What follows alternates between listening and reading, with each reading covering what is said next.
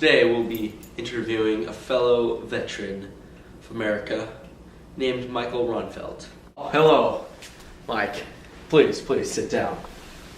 So, you were in the, which war? Desert Shield, Desert Storm. Interesting. So, what was your job there? Well, I went over as the lead quality assurance inspector. Interesting. Okay. So, could you go into detail about your job? I was there to inspect the aircraft and the people loading the bombs and the missiles on it. And while I was there, I also trained a bunch of guys from back shop to load tanks onto the aircraft with an engine running, so that when an F-15 went into battle with an Iraqi MiG, and jettisoned his tanks, when he came home, we put new tanks on. Okay, so you, let me get this straight. So while the plane is running, you would change the tanks. Not change them. You would install two new 600-gallon tanks. Okay. Because he had blown 2 of them off so that he could go faster while he was in a MiG fight. Oh, okay. So, Mike, what are the MiG planes?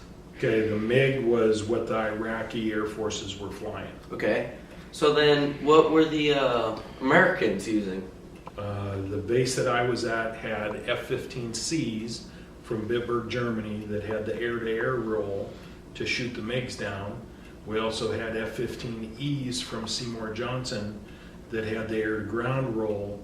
They would go up while it was still daylight, right at the end of the day, because the tanks would heat up during the day.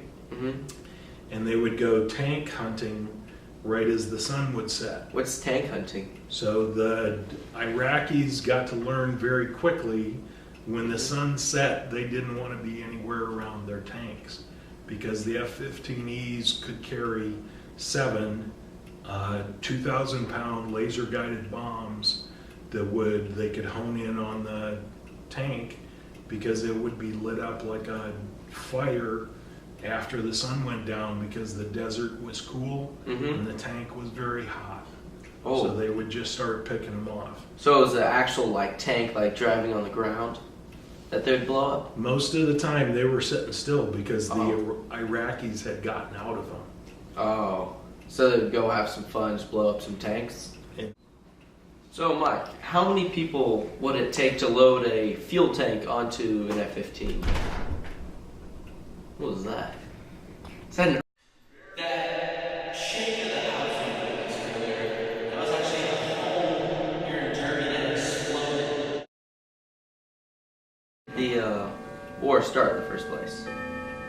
The Saddam Hussein decided that he wanted to go to Kuwait for gold and riches that the Iraqis or that the Kuwaitis had put together from selling oil to a lot of other countries.